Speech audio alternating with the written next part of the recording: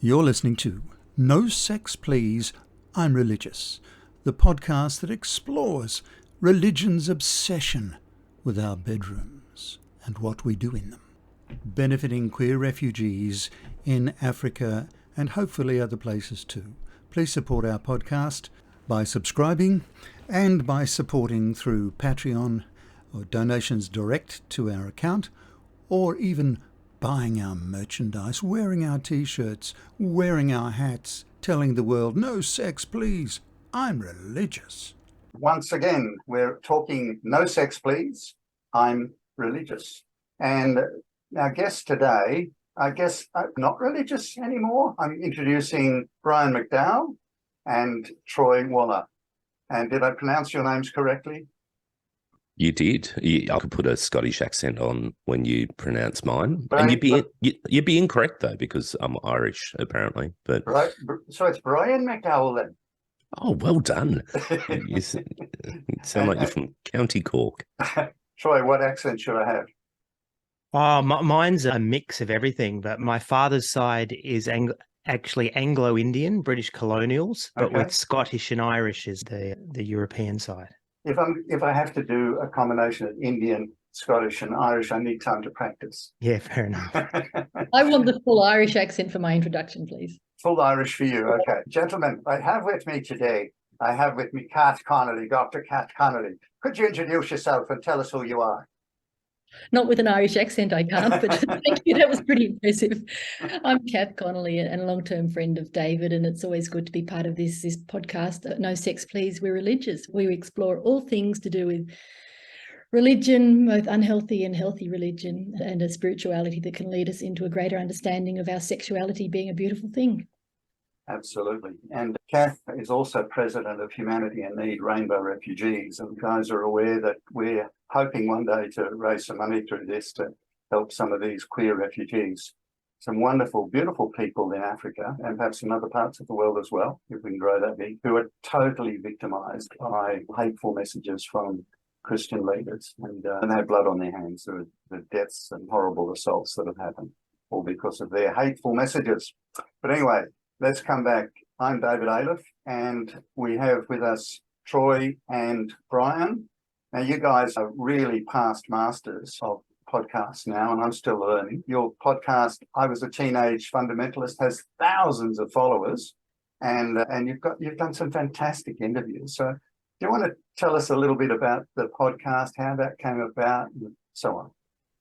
Yeah, you'll probably see Troy and I point at each other as a prompt for the other one to speak, so we don't talk over each other. But does the pointing also include things like if you say something wrong, it's something like that? No, we never pull each other up. It's a freedom of speech and voice is that we're never going to pull each other up. And also the fact that we are former Christians, so we just silently judge each other. I love that. That is correct. Okay. Look, I guess the podcast, so we're actually close to releasing season 4, and it's been quite a journey over the first year was 2021, and we actually went a little bit manic in 2021 and did 2 seasons, 42 episodes, and it was quite crazy. I know some people podcast every week, but we also hold down full-time jobs, families, all that sort of thing. So how it came about was, Troy can speak more specifically to it, but it was actually through Troy walking and meditating. And it was during that time that he thought, we often used to catch up and talk about our experiences and try and work out what happened, essentially. Yeah. And Troy rang me one day and said, do you want to do a podcast? And I went, yeah, sure. Let's do a podcast. And we thought, we'll do a few episodes. We'll tell our stories. We'll see if people connect. And one thing that Troy did point out is he's been an avid podcast listener for a lot longer than he said that there's not an Australian experience for people to contextualize their leaving fundamentalism or being part of it and trying to work out what it is. So we thought we'll bring an Australian voice to the table, and here we are 70 odd episodes in, and it keeps growing. The popularity certainly not fading. And we've created quite a community on Facebook. We've also got a community it's coming up to 1,000 people who really it connects as a bit of a therapeutic space. We try and point people in the direction of finding help that they can get to be able to navigate. there's no criteria for the group in terms of who can be there. There is in the way of expectations for behaviour, and we certainly don't see it as an evangelical platform for Christianity or atheism or any. It's about tolerance. It's about people being able to openly talk, help each other, and basically help navigate how messed up they are, because generally that's why people find us, that they're just messed up. They feel they're alone and trying to navigate this, whatever it is, alone. So when they find each other, it's created quite a community, and certainly we've got a big reach in the States, the UK, through Europe, but Australia remains our biggest audience. Probably 60-ish% of all of our listeners are from Australia. So it's certainly surpassed any expectations we had. Troy, did you want to add to that at all? No, not at all. I thought that was very well done. Good job. Thank you, Troy. That's great. There's certainly so much damage done to people when they're through the fundamentalist Christian churches. So much.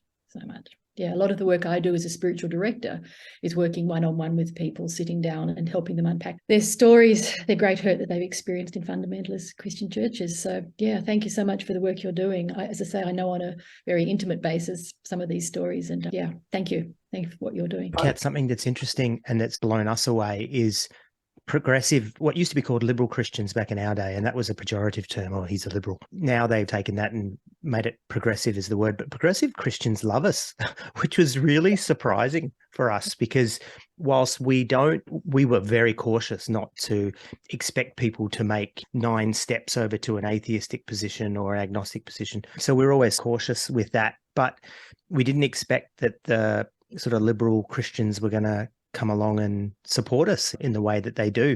So it's really nice that I think we have a common enemy in the sense of fundamentalism, regardless of where we've landed. And that's one of the things that's really important about our podcast, which I don't think we were conscious of it at first, but we certainly are now, that it's not about where you land. It's about a trajectory out of fundamentalism. And that's the common denominator for us. So we have people extremely involved, even to the point of volunteering with our website and Facebook group, etc., who are progressive Christians and still have a faith. Yeah, and that's certainly where I put myself as a progressive Christian. Certainly the same thing as both what you're doing and what I do. We come out of this place of realizing the great hurt that people are experiencing within fundamentalism. And in my case, saying that there is a different way we can have a really healthy spirituality within a Christian context that is not caught up with this whole atonement theology, which is so destructive, so utterly destructive, to say you're all damned. Sin and this horrible theology that comes from that. So I'm not at all surprised you're finding great support from people who are progressive Christians. Yeah. When we first started this, and we've only done, I think this is our 6th episode, so we're all very new. When we first started it, the focus was the harm that thought had been caused was broader than even what we're talking now.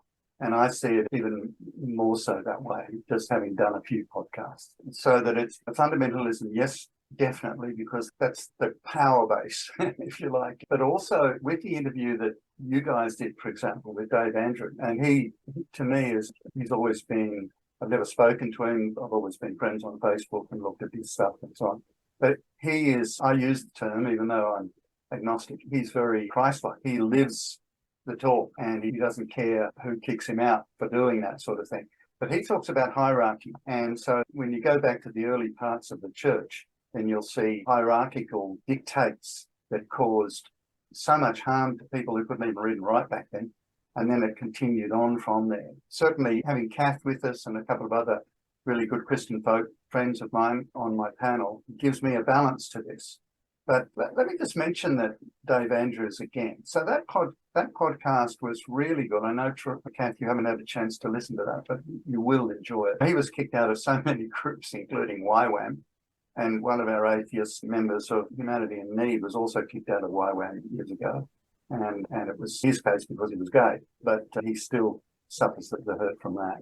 But Dave's interview, I thought you guys did very well. And also he's obviously a passionate, right? But he's also very embracing of all the different other faiths and non-faiths as well.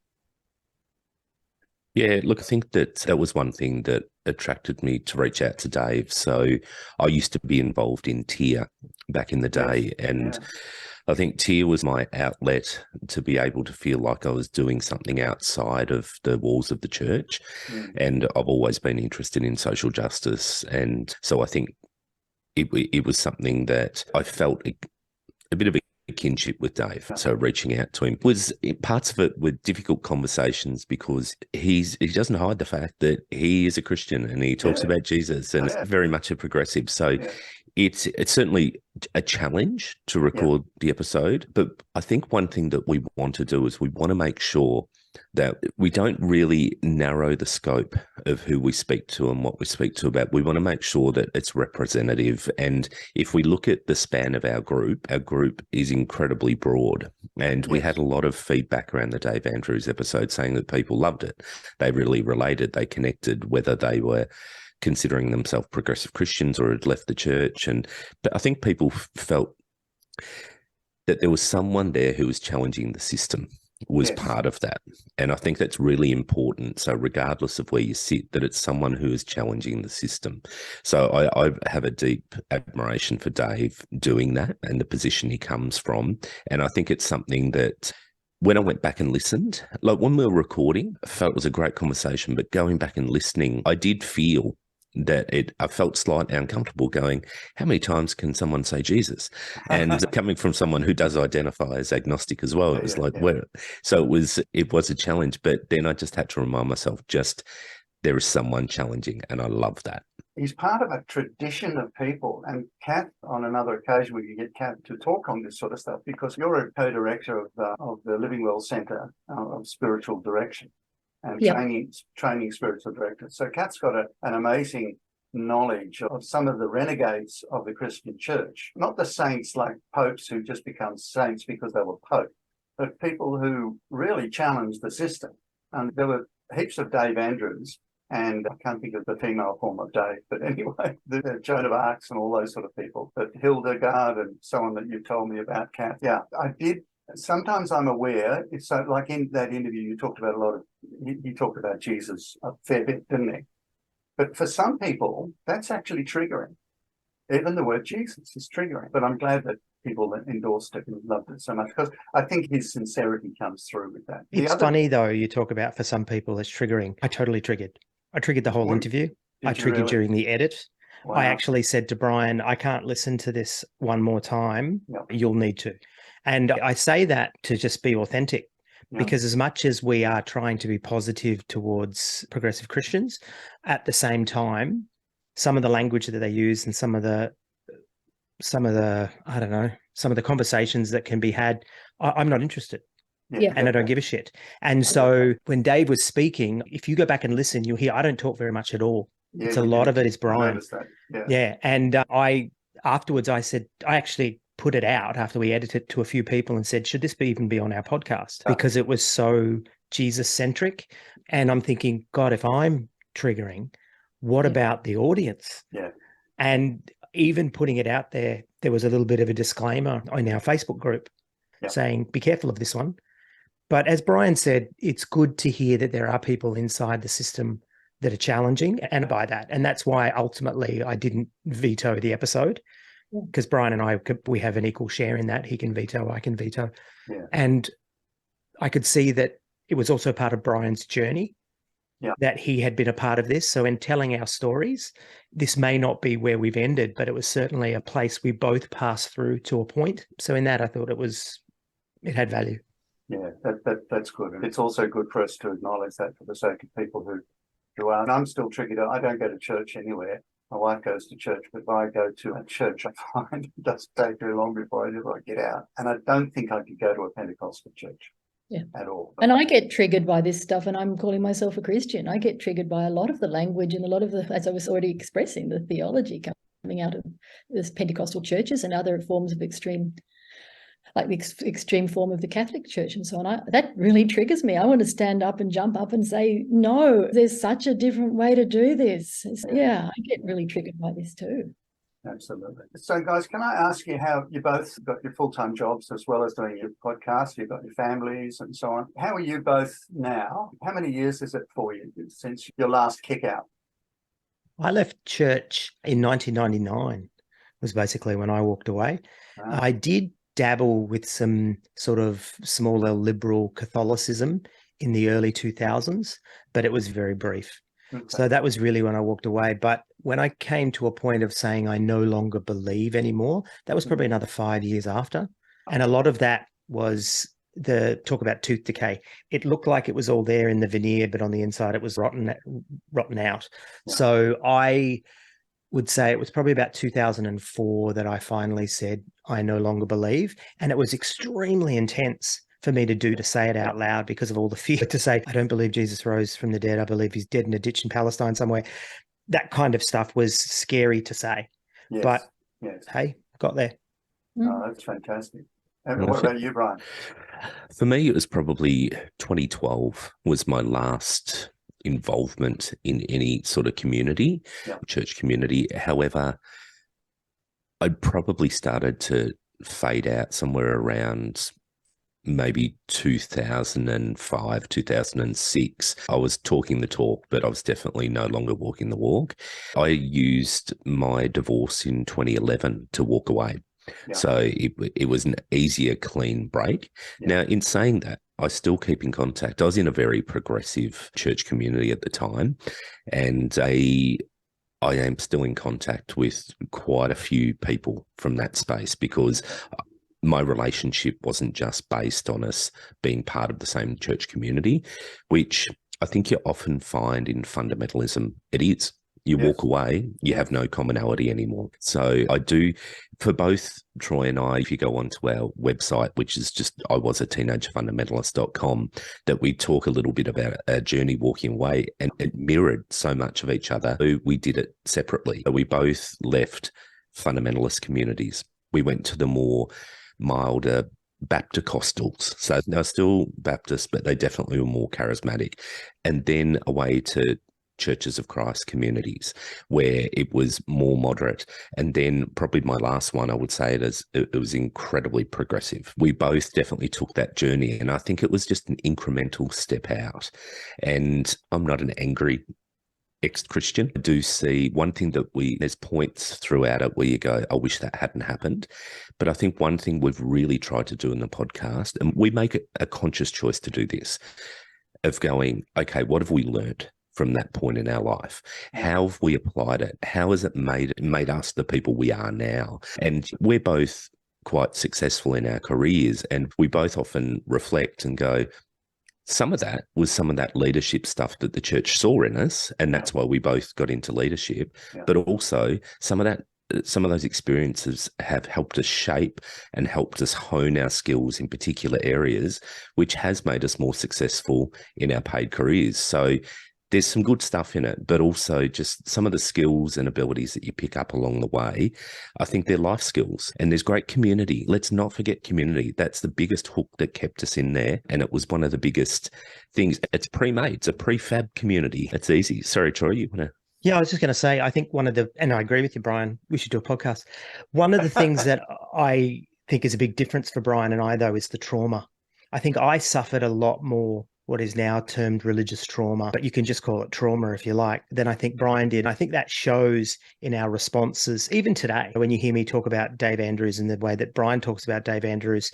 I never met Dave Andrews, but there's things in me that trigger. So I think that's one of the big differences for both of us. But I have been dealing with trauma of late and post-traumatic stress disorder, not realizing, I sensed that's what was going on, but I'd done all the talking therapy and I'd done all the dive into meditation and mindfulness and this kind of stuff, and nothing was working for me, at least nothing lasting. And then recently I stumbled over EMDR, and EMDR is a kind of therapy that they use for post-traumatic stress disorder, and it has changed my life.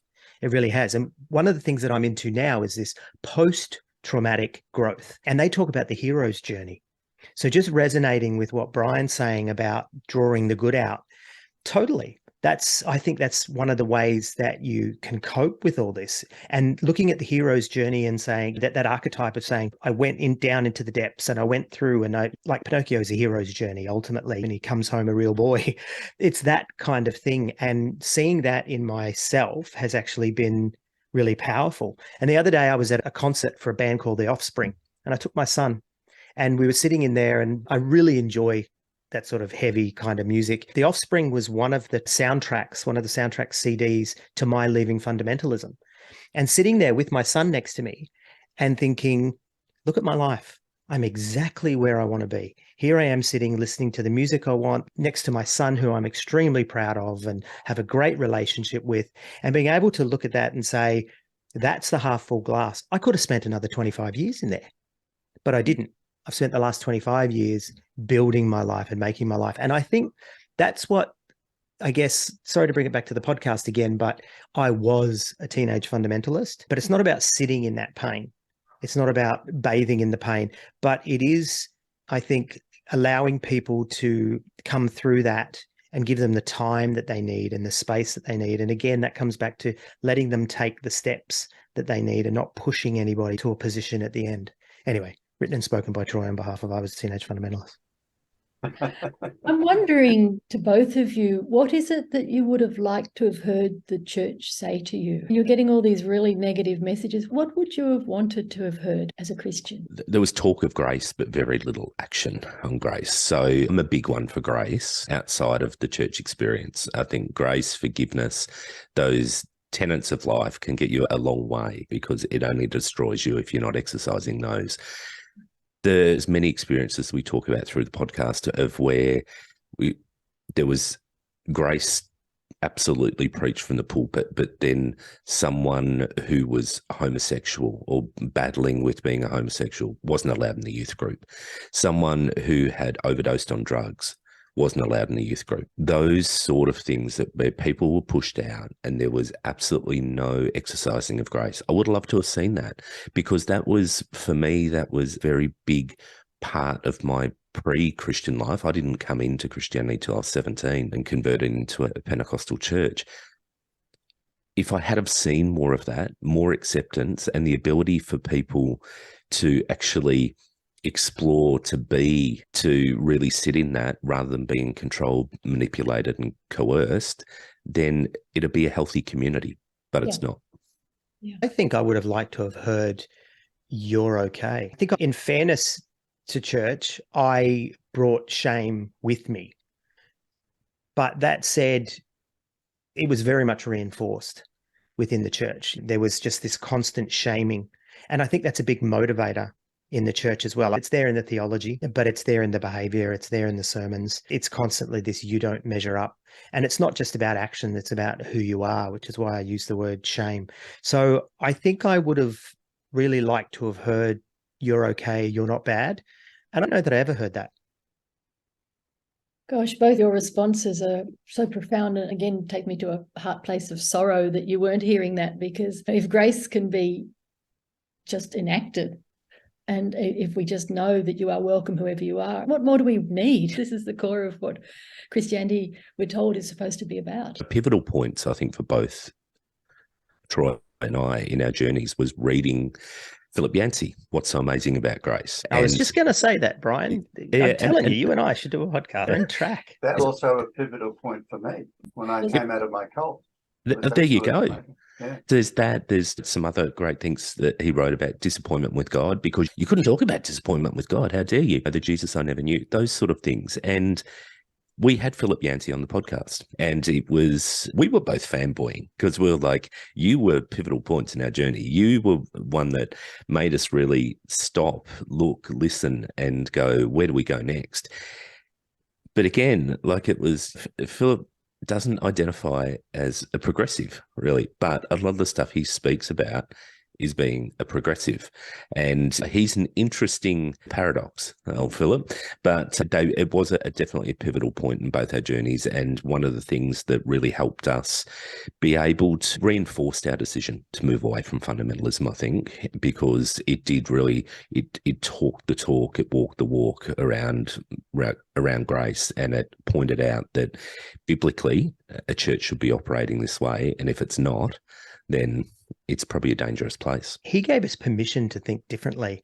And the cool thing about it was you could buy his book in Koorong and Word, which is where we were told the safe books are. If we had gone to the Open Book or something like that, or some sort of a Uniting Church bookshop, we wouldn't have trusted it. But the fact that he's on the inside saying that, and we did a reflection episode after our interview with him, because we were just like, what do we do with this? What do we do with this guy? He's awesome. He's great. And his book's wonderful. And he's even talking about Jesus. I triggered far less with Philip Yancey than I did with Dave Andrews. And yet Philip would tell you that he's conservative theologically. Go figure. I don't want to trump you, and I hate the word trump these days for one reason or another. But anyway, I can actually say that Philip Yancey personally showed grace to me. Because when my brother and I wrote the book about my involvement in the cult, he was one of the people we approached for endorsement. And he gave me an endorsement for the book, which was really lovely. That is very cool. Now, what I'm going to do now is change tack slightly, and then we'll come back to talk sex. And actually, it's a nice little segue there, because we've talked about shame. And of course, this is, in my view, one of the biggest, if not the biggest area of shame, which is sex shame. But I've got somebody I want to bring into this, and I hope you will enjoy it. You guys are a lot younger than me. Do either of you know this man? Dave Allen, of course, yes. Yes. We're both in our 50s, Dave. Still younger than me, buddy. But he was part of our 70s childhood. He was fantastic, wasn't he? You probably have seen this, but I thought this would be a nice little segue for us. So here we go. There are certain things that, when I read the Bible, and I do read the Bible, that I find difficult to understand. If God has been there forever, what was he doing before he got to us? What was he out there doing? Was he sitting there going, bored today, what'll I do? I mean, suddenly from nowhere, he suddenly decided to create a world. I'll make a world, that's what. Make a world, yes, that's what I'll do. Rivers, seas, boom, mountains, boom, everything's there. I want a garden. I'd like a nice garden. Whack! Garden bee. Hate gardening. Need a garden. Gardener, spit and dust. Adam. Hey! And Adam, never once says, where in the name of God did I come from? He's 40 years of age. He has no child, and he has no recall. He doesn't say, how did I get here? But he's quite happy. He just crumbles around the garden, working away. And God is looking at him. And he sees that Adam is happy. I didn't put him there to be happy. I'll put a stop to that. And God, during the night, sneaks down like a thief and steals, doesn't ask, doesn't request, steals it. His rib. And from his rib, he makes woman. And Adam wakes up in the morning, he's a real thickie. He's lying there, and there's somebody else, he doesn't say, where did you come from? How the hell did you get here? Where did you get those lumps? Just goes out and goes gardening. And God comes down and has a conversation with Eve and tells her that she can eat of any fruit in the tree in the whole garden with the exception of one fruit tree. He's talking to a woman. He actually tells her not to eat of the fruit. And then when she says, tree can't, he said, that one over there, he points it out to her. And when he goes and hides, and she sneaks up to the tree, and a snake comes down and has a conversation. A snake. Now, if I see a snake, I'll back off. One starts talking, I'll crap myself. And the snake actually convinces her to eat the apple, and she eats the apple. And when she eats the apple, she learns shame. That's what happens when you eat apples. Now, she's not ashamed that she's disobeyed God or that she's eaten the apple. She's ashamed of one part of her body. That's all. She becomes ashamed of that area of the body. Now, why that area? Why not her elbow? Her nose. Do you actually realize that if Eve had been ashamed of her nose, Every woman in the world now would be ashamed of your noses. You'd all be sitting here tonight with little nose knickers on. Men would be in nightclubs watching totally naked ladies with G-strings on their nose. Take them off. Oh, I saw a nose. Sorry, yeah, I thought you'd appreciate that. And as I say, particular apologies for the gendering stuff, but he was very funny, wasn't he? Do you know, the last 3 years of my schooling were in a sort of Catholic school, and we had a nun there who actually taught us in year 12 biology, year 12, that women have one more rib than men. We're actually taught that in year 12 as we're about to launch ourselves off into our future careers. That's incredible. And on a previous podcast, a family member of mine was in a Catholic school, and when it came to the sex talk, a priest came in who obviously knew a lot about it, and he drew pictures on the book, on the wall, on the board for the girls, showing sex organs and so on, and she had no clue what was being done. She thought he was drawing a rabbit. But can I ask you, as we come into talking about sex shame, curious to know if you have any reflections on that from your Christian background. When you go back to the early stages of the church, we often talk about Augustine and his about sex, and he believed that if Adam and Eve had sex in the garden, it would be fully controlled, because the issue that he had was with the parts of the body that seemed to have a life of their own and couldn't be controlled. So it would have been perfectly intentional. There would have been no lust, no desire. They would just say, we're going to have sex at this point. We'll do this. It'll take us 5 minutes, 3 minutes, 2 minutes, whatever. Then it'll be over and we'll get back to gardening. And then the teachings that continue from there, that have continued to even the present day, and the purity movement. The first interview that we had, which is the most successful so far, this will be much more successful, was with Dr. Tina Shermer Sellers, who is a sexologist, Christian sexologist in America.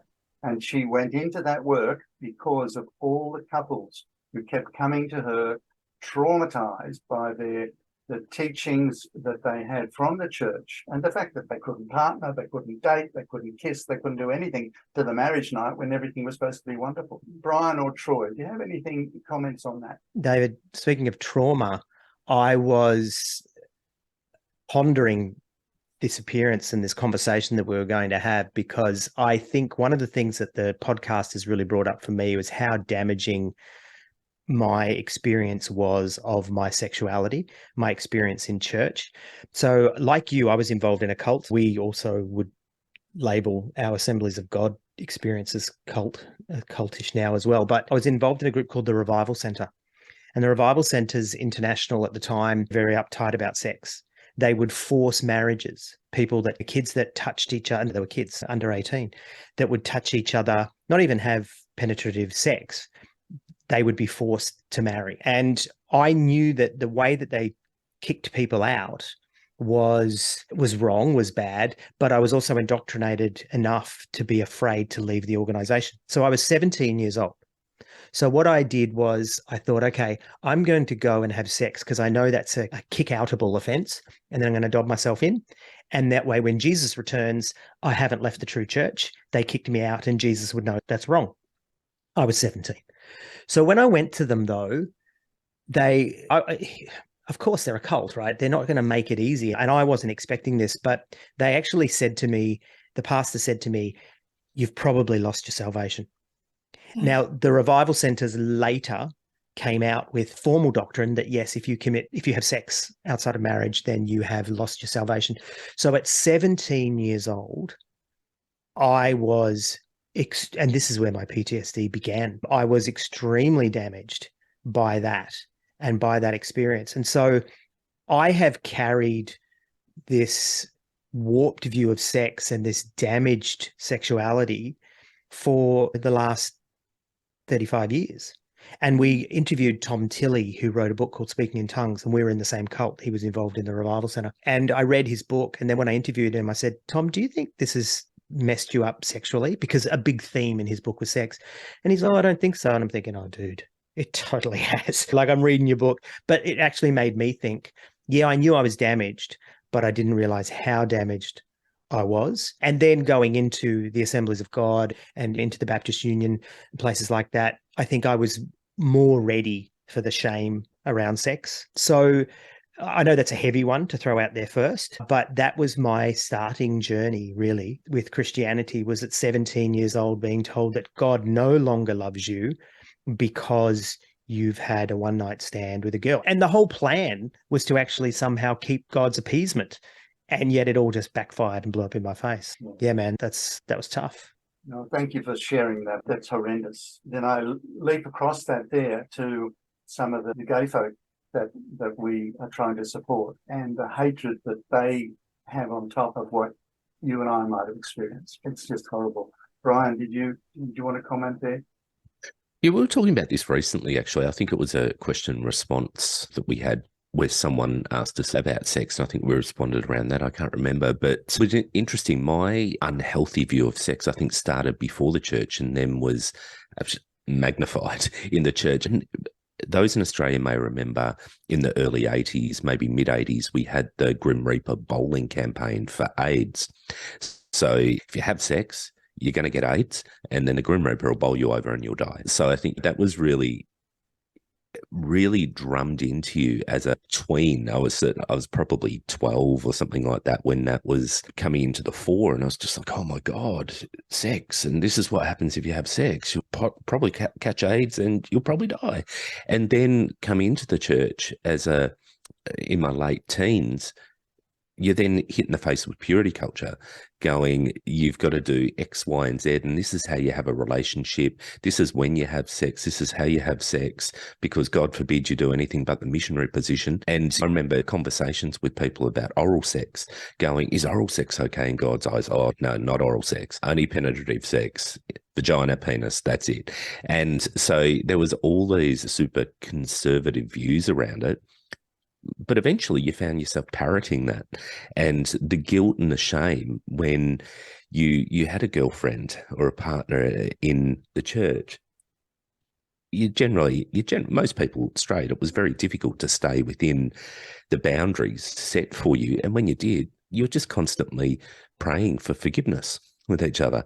And we won't do it again until you do it again about 3 minutes later. So it was that sort of thing, which I think was an incredibly difficult message to sell, because again, here we were, no grace. But there was also no honest talking about it with leaders. And all the leaders would say is, you don't do this, you don't do this, you don't do this, and this is what you do. There's no sex education per se, particularly for those kids that have grown up in the church and have absolutely no idea about their bodies, made to feel ashamed of them.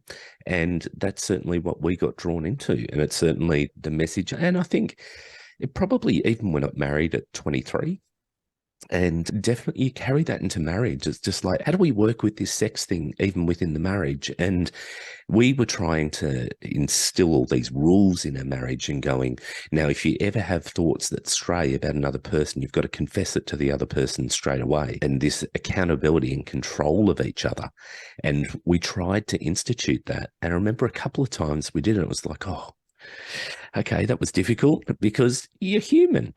And you think about other people. It's absolutely what you do. And it was seen as wrong, and it was seen as difficult. But if you were there together and you were there in the Lord, everything would be fine. Did either of you ever have thoughts about me? Because that'd be nice to think that you did.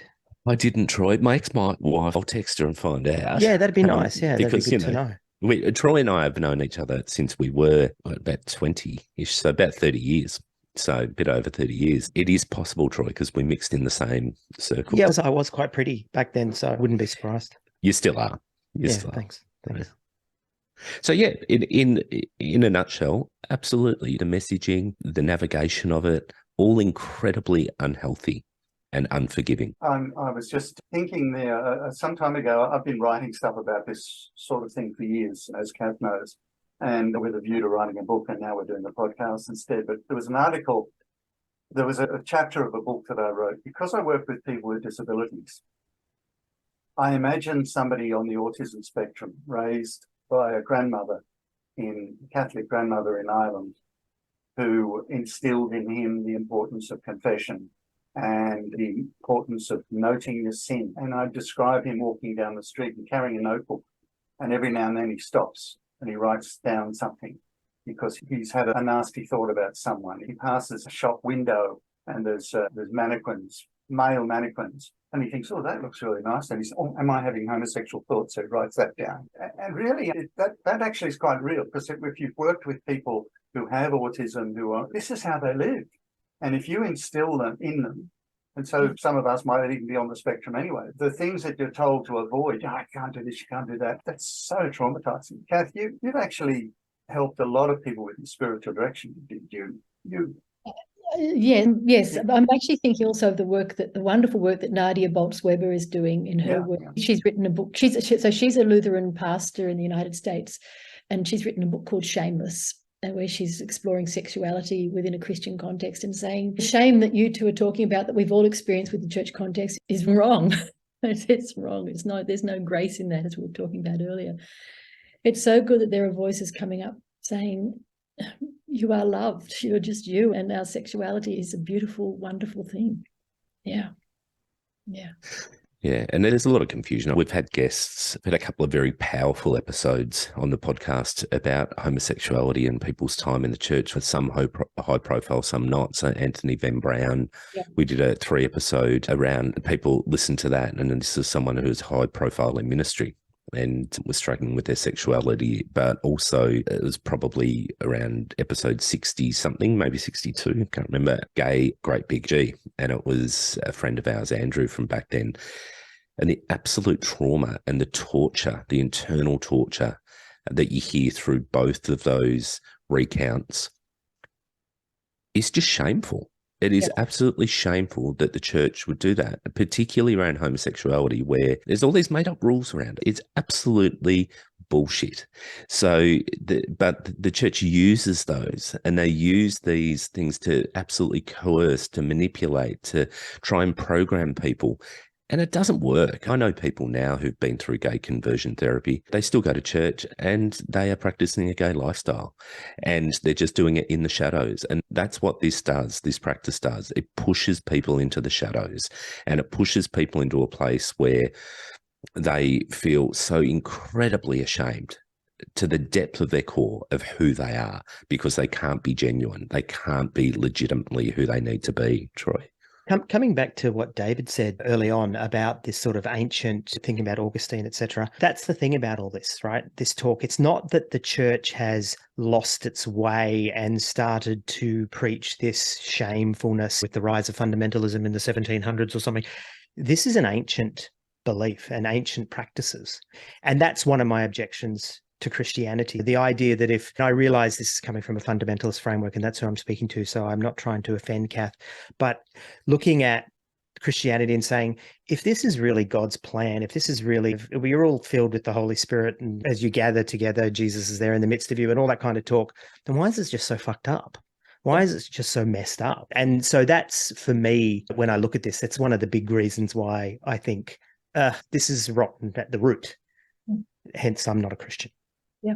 And you can't have a foot in each camp. You can't have a foot saying you're originally damned and one foot saying you're originally blessed. You just can't do that. And so you've got this great split within Christianity. You're either originally blessed, which is the whole Eastern Orthodox and several of us living in the West, and the other side saying you're originally damned. And you just can't have a foot in each. So if you're going to be in the Western way, mostly the Western way, which is originally damned, we're talking here about the fallout of such an understanding. I think we may end up needing to do this again sometime if you guys are willing to do that, because this whole area of sex, as my eldest son reminded me that I'm approaching 70, but I keep telling him I've got well over a year to go for that, so just give me a break. But since we've started doing this, I've started to realize how much sex shame I still have. So for example, I use the thing that, by asking people how you learned about sex, right? And recently interviewed a fellow who we've been working with for some time, and he's in Seattle. He's from Uganda, bisexual man. And anyway, I asked him the question, how do fat boys and girls learn about sex in Uganda? And he said the girls are taught by their aunts, right? It's a common thing. An aunt comes in and talks about sex to the girls when they have their first period. And I asked the obvious question, why don't the mothers do that? And the answer, of course, was they're too ashamed. Right? So then who teaches the boys? And the answer is no one. The boys learn it from other boys or older boys. So it's not talked about in their churches or their mosques or in their schools. And I have a saying these days with it, which is, if it's not discussed, it's disgusting. You have this silent thing.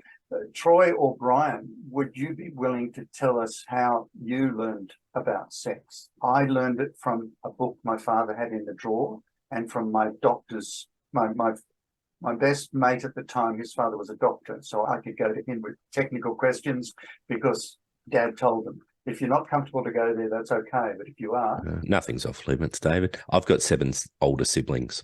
Oh, wow. So, okay. That helped. Right there. But also from peers. There wasn't any formal education. I mean, at school, it was really surface stuff. But it was definitely, for me, it was peer groups and also older siblings, definitely. And Troy? Yeah, I think for me, it was largely friends, local neighbourhood kids, that kind of thing. I think that's where I first heard about it. And then there's the introduction of porn. We did have formal sex ed, both in late primary school and early secondary. So I think there was some corrections put in there in terms of some of the ideas. But I think media had a big part to play in the warping and the strangeness around sex. I don't think it's all been the church's fault. Yeah, no, I think my belief is that you go back far enough, and because the church had so much power and religion had so much power, that the message was conveyed, but then it becomes culture. And there are some places, of course, that resisted that really strongly. But I've just published a podcast that an interview I did a couple of months ago with a Lutheran deacon from America, Ross Murray. And he's an openly gay man. He's married to his husband, and he's an extraordinary fellow, really. But I asked him that question, and he told me that his parents sat him down to watch a movie called 13 Candles, I think it was. I'd never seen the movie. He had no idea why they used that. It was, I think it's about a teenage love affair or something, but very bland. And he said at the end of it that, mum and dad started to give him this heavy sex talk. And when they finished going through all the technical stuff, mum said, "Do you have any questions?" And he said, yes. And he said he was 13. He said, when the man takes his penis out of the woman's vagina, does it go pop? which is hilarious. I hope the answer was sometimes. I'm going to draw it to a close only because of time. I'm really grateful to both of you, Troy and Brian, and to Cath for joining us today. I think this has been really valuable. If you don't mind, I'm just going to share one more thing on the screen. I did this some time ago, and I'll be sharing this. Your interview comes up first, and then I'll be doing this one. And I did it with our panel, which included Cath. This is a tragic story. It was a guy who was studying at university back in probably the early 70s. I know his first name. I could find his surname, but I won't do that. And I won't give his name. He was taken by students at the Catholic College at Sydney University into a basement. They were stripped, they were beaten, senseless, and they were sexually abused. Then they were put in the boot of a car, and they were taken to up a dirt road and dumped in a ditch in the Royal National Park. And he managed to stagger back. The other guy was traumatized too much to even move. And he started to walk back along this dirt road until he found a ranger's cottage and rang for the police.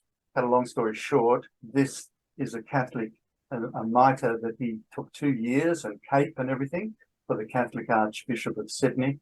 And it has emblems on it that describes the torture that they went through. The worst part of it was that he was summoned when he came during that week to the principal's office and the Archbishop of Sydney.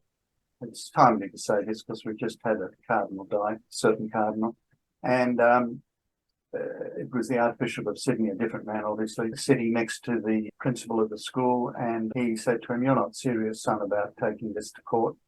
You're going to badly affect the futures of leading politicians, lawyers, judges in this country." And he said he certainly was going to do that. He walked out of the office and went straight to the telephone, rang the police, and the person that he spoke to said, "I'm really sorry, son. We've had to destroy the file. You don't know how powerful these people are." And he's carried that trauma ever since. And he doesn't put himself out there because his counsellor says it wouldn't do his mental health any good. He does name 2 of the students at the school. He doesn't name the people who did the crime because he feels that the biggest injustice was the injustice from the institution. But 2 of the people who were studying at the same time, one was a certain person by the name of Tony Abbott, and the other was Hockey. And when these 2 guys would walk into the dining hall, they would be jeered by the students. Even telling you that makes me feel very angry, but also very moved. So that's coming up. But look, you guys with your podcast, and I think what we're doing is important. At the end of the day, I don't want to destroy the church, or churches, but I want to see that churches are much more inclusive. And if they're going to preach a message of love, that it is love. And if they're going to talk about grace, there is grace. David, can I just throw something in there, just in what Please. you were saying about not wanting to destroy the church?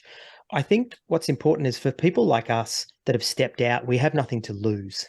Yep. And I think that's one of the big reasons why a lot of progressive Christians like us, because we can say the things that they maybe don't feel that they can, and it's still true.